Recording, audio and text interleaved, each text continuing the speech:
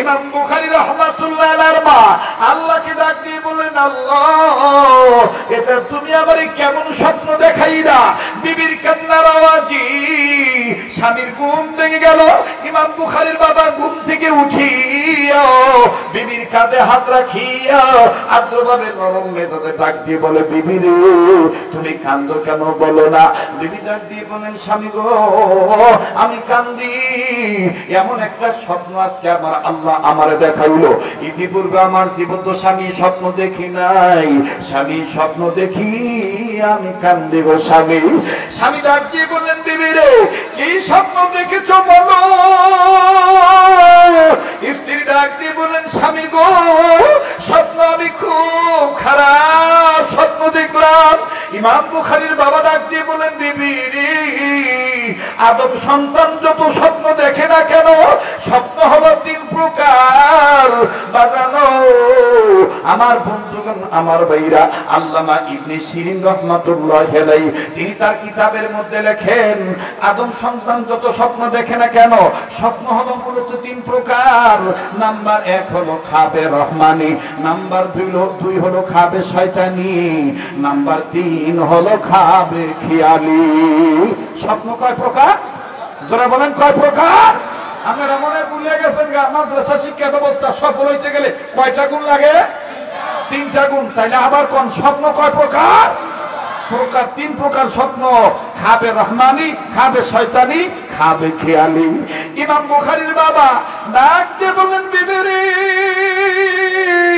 তুমি খাবে রহমানি দেখেছ না খাবে শয়তানি দেখেছ না খাবে খেয়ালি দেখেছ? আগে তুমি স্বপ্নের কথাটা বলো। ইমাম বুখারীর মা কান্দার ডাক দিয়ে বলেন, স্বামী গো, আমি স্বপ্নটা দেখেছি। স্বামী, আপনি শুনে নেন, আমি স্বপ্ন দেখতে পাইলাম আমার গর্ভের পেট বারবার উঁচু হয়ে যায়, একটা বারের জন্য আমার পেটটা নিচে নামে না, এমন উঁচা হয়ে গেছে আমার পেটটা একটু সময়ের জন্য নিচে নামে না। আরে বিবি, স্বপ্ন দেখে কান্নার কি হইল? ইমাম বুখারীর বিবি, ইমাম বুখারীর মা তার স্বামীকে ডাক দিয়ে বললেন, স্বামী গো, আমি কান্দি, কান্নার কারণ হইল না জানি এই স্বপ্নের কারণে আমার বাচ্চাটার কোনো ক্ষতি হয়ে যায়। আমি মা আমার বাচ্চার অনেক পাগল।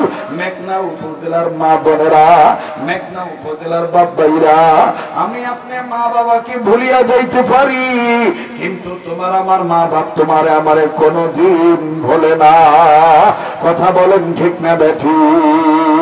বাজানো দেখেন তো, দিনটা নরম হয়নি, এক ফোঁটা চোখের পানি ফলাইতে পারেন কিনা? ইমাম বুখারী রাহমাতুল্লাহ আলাইহির মা কান্দা ডাক দিয়ে বলেন, স্বামী গো, আমি স্বপ্ন দেখতে পাইছি আমার গর্ভের পেট বারবার উঁচু হয়ে যায়, একটা বারের জন্য নিচে নামে না। ও স্বামী, বলেনি স্বপ্নের ব্যাখ্যা ভালো না মন্দ? স্বামী, বাচ্চার যদি কোনো ক্ষতি হয়ে যায় আমি মেনে নিতে পারবো না, আমার অন্তর সইবে না। বাজান, ইমাম বুখারীর বাবা ডাক দিয়ে বললেন, বিবি রে, স্বপ্নের ব্যাখ্যা করার মতন যোগ্যতা আমার নাই, তবে রে বিবি, তুমি একটু ধৈর্য ধরো, একটু পরে ফজরের নামাজের আযান দিবে, আমি আল্লাহর ঘর মসজিদে নামাজ আদায় করার জন্য চলে যাব। ওই মসজিদের সাহেব, ওই মসজিদের যিনি ইমাম, ওই মসজিদের যিনি আইম্মায়ে মাসাজিদ, ওই ইমাম সাহেব হুজুর আর আমি দুইজনে হামসবক, আমরা দুজনই সহপাঠী, একসাথে আমরা লেখাপড়া করেছি। বাজানো অনেক লম্বা কথা সংক্ষেপ করে দিচ্ছি, শুধুমাত্র বুঝানোর জন্য বলছি। দেখেন, সফল কারে বলে, আর কোন পথে আসলে আমার বন্ধুগণ বিফল হয়ে যাবে। কেমনে সফলতা পাবেন রে বাজান, আর কেমনে বিফল হয়ে যাবে, একটু খেয়াল করে কথা শোনা চাই। বাজান, উম্মতের আলেমগণ এই জায়গায় বসে আছেন, উম্মতের আলেমদের শরণাপন্ন হয়ে দেখবেন।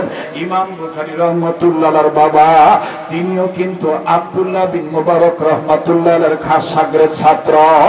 ইমাম বুখারী রাহমাতুল্লাহ বাবা ডাক দিয়ে বলেন, বিবি রে, আমি যে ইমাম সাহেবের কাছে যাব, উনি আব্দুল্লাহ বিন মুবারকের খাস ছাত্র এবং শাগরেদ, আমরা দুজনে একসাথে লেখাপড়া করেছি। করেছি, তবে আমার স্বপ্নের ব্যাখ্যা করার মতন যোগ্যতা নাই। ওনার স্বপ্নের ব্যাখ্যা করার মতন যোগ্যতা আছে।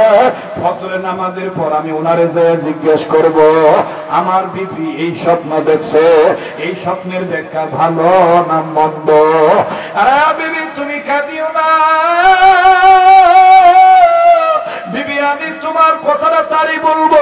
এইবার ইমাম বুখারীর মা পেটে একটা হাত দিয়া ইমাম বুখারীর বাবাকে জড়ায় ধরিয়া চোখের পানি ঝর্ণার মতন ছাড়িয়া কান্দার ডাক দিয়ে বলে, স্বামী গো, আপনি সন্তানের বাবা, আপনার দোয়া আল্লাহ ফেরত দিবে না।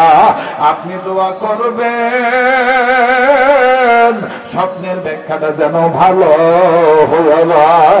বাজান রে, মা দেখেন কারে বলে? আমি জানি না এই ময়দানে কে মা হারায় বলছেন, এই ময়দানে কে বাবা হারায় বলছেন। লম্বা কথা সংক্ষেপ করে দিলাম। এইবার ইমাম বুখারীর বাবা যখন রওনা দিয়ে চলে গেল, ফজরের নামাজ আনতে হুজুরকে জিজ্ঞেস করবে, হুজুর আপনি বলেন তো দেখি আমার বিবির স্বপ্নের ব্যাখ্যাটা ভালো না মন্দ? এই দিক দিয়ে ইমাম বুখারীর বাবা যখন ঘর থেকে বের হয়ে যায়, ইমাম বুখারীর মা ঘরের চৌকাঠ ধরিয়া কান্দে। আর আমার আল্লাহরে ডাক দিয়ে বলে, আল্লাহ, মায়ের পাগলেরা, বাবার পাগলেরা মায়া লাগা একটা ডাক দেন না, আল্লাহকে বলেন না আল্লাহ, দেন না দেন না দেন না, ডাক দেন না, বলেন না আল্লাহ। ও বাবা, যার আল্লাহ বলতে ভালো লাগবে বুঝিয়ে নিবেন আমার মাওলা আপনাকে মাফ করিয়ে দিছে, আপনার আমার বাপ মার কবরে আল্লাহ মাফ করিয়ে দিবে। বাইবে ময়দানে আমার জানা নাই কার মা আছে কার বাবা নাই,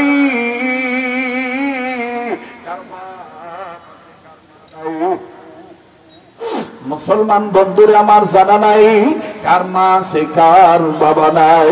এমন অনেক আছেন মাও নাই বাবাও নাই। কার মা বাপ জানি কবর থেকে কান্দারে ডাক দিয়ে বলে, ছেলেরি মা ফেলে গেলি, আমাদের জন্য কাঁদলি না। ও বাবা, কবরে এসে খবর পাইলাম দুনিয়ায় যদি কোনো ছেলে মেয়ে বাপ মার জন্য কান্নাকাটি করি, বাপ মার জন্য রুহের মাগফিরাত কামনা করিয়া দোয়া করি, ছেলে মেয়ের কান্নার উসিলায় বাপ মার কবর আযাব আমার আল্লাহ মাফ করিয়ে দিবে। ভাইয়া, মেঘনা উপজেলার এই মানিকারচর এলাকার বাপ ভাইরা, আজকে তোমার আমার জন্য লাকি কপাল, তোমার আমার জন্য বড় আমার ভাইরা বরকত খুশখবরিয়া, তোমার আমার জন্য সুনসিব। আমি তুমি আজকে মা বাবার জন্য দোয়া করতে পারবা, আলেম ওলামাদের সাথে হাত তুলিয়া তাদের রুহের মাগফিরাত কামনা করিয়া কান্নাকাটি করতে পারবো। আরে বন্ধু, একটা কথা মনে রাখবেন, আজ যদি তুমি আমি মা বাবার জন্য না কান্দি, তোমার আমার ছেলে মেয়েও কিন্তু তোমার আমার জন্য কাঁদবে না। তোমার আমার ছেলে মেয়ে তোমার আমার জন্য দোয়া না করে চলে যাবি।